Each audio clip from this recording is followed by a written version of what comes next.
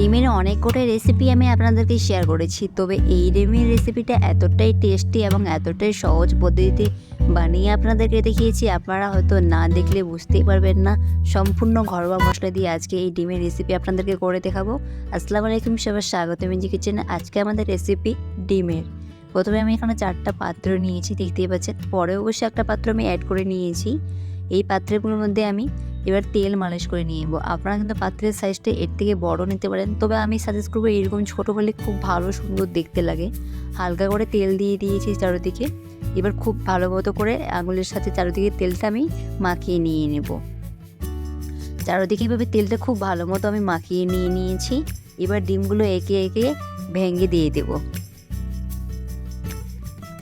এই যে দেখুন, সমস্ত ডিম আমি এখানে ভেঙে দিয়ে দিয়েছি। আমি বললাম তো পরে একটা বাটি আমি এখানে অ্যাড করে দিয়েছি, দেখুন পাঁচটা। এবার সেখানে দিয়ে দিচ্ছি কুচানো পেঁয়াজটা একদম মিহি করে কুচিয়ে নিয়েছি, আর দিয়ে দিচ্ছি কাঁচা লঙ্কা কুচি, এবং উপর থেকে দিয়ে দেবো হালকা করে লবণ। সমস্ত বাটিতে আমি একটু হালকা করে উপর থেকে লবণ দিয়ে দিচ্ছি। এবার একটা চামচের সাহায্যে সমস্ত বাটিগুলো আমি মিশিয়ে নিয়ে নিয়েছি। এবার একটা আমি এখানে কড়া বসিয়েছি। কড়াতে দেখুন জলের পরিমাণটা খুবই সামান্য দিচ্ছি, আশা করি বুঝতে পারছেন। এবার এই বাটিগুলো একে একে সেই জলের উপর বসিয়ে দিয়ে দিচ্ছি। সমস্ত বাটিগুলো আমি এইভাবে জলের উপর একে একে বসিয়ে দিয়েছি, এবং 5 নম্বর বাটিটা দেখুন উপরে দিয়েছি। পরে অবশ্য তুলে এটা আমি অন্য একটা পাত্রে দিয়ে দিয়েছিলাম, কারণ উপরে দিলে খুব অসুবিধা হবে এটা ভাপানো। এবার ঢাকনা দিয়ে এটা আমি ভালো মতো ভাপিয়ে নিব 1 মিনিট মতো। দেখবেন 1 মিনিট মতোই ভাপিয়ে নিলে খুব তাড়াতাড়ি ভাপানো হয়ে গেছে। এই প্রসেসে দেখুন খুব তাড়াতাড়ি আমার ভাপানো হয়ে গেছে। এই প্রসেসটা আপনারা অবশ্যই ভাপিয়ে নিয়ে নেবেন। খুব ভালো মতো আমি সমস্ত ডিমগুলো ভাপিয়ে নিয়েছি। দেখুন কতটা সুন্দর লাগছে, পুরো কেকের মতো লাগছে, দেখতেই পাচ্ছেন।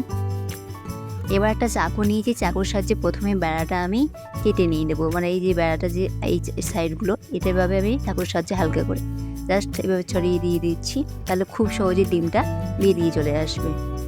একটা প্লেটে দিয়ে উল্টো করে ডিমটা এবার বের করে নিয়ে নিচ্ছি। দেখুন কতটা সুন্দর লাগছে দেখতে।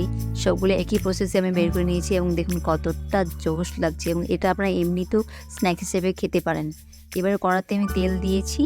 তেল দিয়ে তেলটা গরম হয়ে গেলে ডিমগুলো ভেজে নেব। খুব বেশি ভাজার পরে না, আমি এখানে খুবই হালকা ভেজেছি।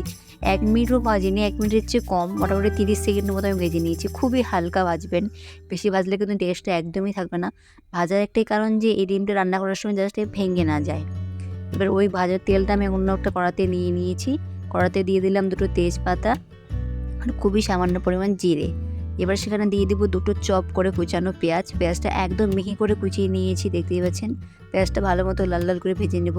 পেঁয়াজটা কিছুক্ষণ নাড়িয়ে নেব। নাড়িয়ে নেওয়ার পর সেখানে দিয়ে দেবো ঝালের জন্য 1 চামচ মতো কাঁচা লঙ্কার সঙ্গে পেঁয়াজটা ভালো মতো 1 মিনিট মতো ভালো করে লাল লাল করে ভেজে নিয়ে নেব।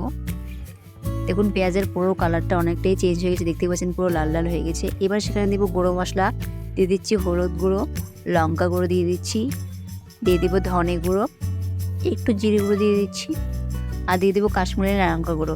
এখানে ঝালের পরিমাণটা আপনারা পরিমাণ অনুযায়ী বুঝিয়ে দিয়ে দিবেন। মশলার সঙ্গে খুব ভালো মতো মিশিয়ে নেবো। গ্যাসের ফ্লেমটা একদম লো রেখেছি যাতে মশলা না পড়ে যায়, এবং খুবই সামান্য জল দিলাম। জল দিলে কী হয়, মশলাটা নিচ থেকে পুড়ে যাওয়ার সম্ভাবনা থাকে না। আর একটু আদা রসুনের পেস্ট দিয়ে ভালো মতো সমস্ত মশলা মিশিয়ে কিছুক্ষণ কষিয়ে নিয়ে নেব। ভালো মতো কিছুক্ষণ কষিয়ে নিয়েছি। এবার দিয়ে দিলাম একটা টমেটোর পেস্টটা খুব ভালো মতো মিশিয়ে এখানে রান্না করে নিতে হবে। টমেটোর কাঁচা গন্ধা না কাটলে এই রেসিপিটা খেতে একদমই বাজে লাগবে। স্বাদ অনুযায়ী লবণ দিয়ে দিলাম। লবণ দিয়ে খুব ভালো মতো মিশিয়ে এটা ঢাকনা দিয়ে 1 মিনিট মতো আমি রান্না করে নিয়ে নেব। 1 মিনিট মতো ভালো মতো আমি রান্না করে নিয়েছি। দেখুন খুব ভালো মতো তেল বেরিয়ে এসে টমেটোটাও গলে গেছে, সমস্ত মশলা আমার এখানে গলে গেছে, দেখতেই পাচ্ছেন। এবার এটা ভালো করে মিশিয়ে নিয়েছি। দিয়ে দিলাম জল, গ্রেভির জন্য জলের পরিমাণটা একটু বেশি দিবেন। জলটা কিছুক্ষণ ফুটিয়ে নিয়েছি। ফুটিয়ে নিয়ে এবার ডিমগুলো একে একে দিয়ে দেবো।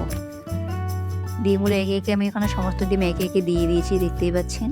এবার সেখানে দিয়ে দেবো এগ মশলা। এই এগ মশলা আপনারা যে কোনো মশলার দোকানে খুব সহজেই পেয়ে যাবেন। এটা দিলে দেখবেন খুব দুর্দান্ত একটা ফ্লেভার আসে, এবং খেতে আরও দ্বিগুণ হয়। খুব ভালো মতো মশলাটা একটু মিশিয়ে নিলাম, বেশি নাড়বো না যাতে ডিমটা না ভেঙে যায়। এবার ঢাকনা দিয়ে জাস্ট কিছুক্ষণ রান্না করে নিয়ে নেবো। কিছুক্ষণের মধ্যে দেখুন গ্রেভিটা খুব ভালো মতো ফুটে গেছে, তেল বেরিয়ে এসেছে। এবার এটা নামিয়ে নিয়ে নেব। গরম গরম বা রুটি পরোটার সঙ্গে সার্ভ করে দেব। ভিডিওটা ভালো লাগলে রেসিপিটা অবশ্যই একবার ট্রাই করে দেখবেন। চ্যানেলটি সাবস্ক্রাইব করতে একদমই ভুলবেন না। ফেসবুক থেকে দেখে দেখলে ফলো করে দিয়ে দিবেন।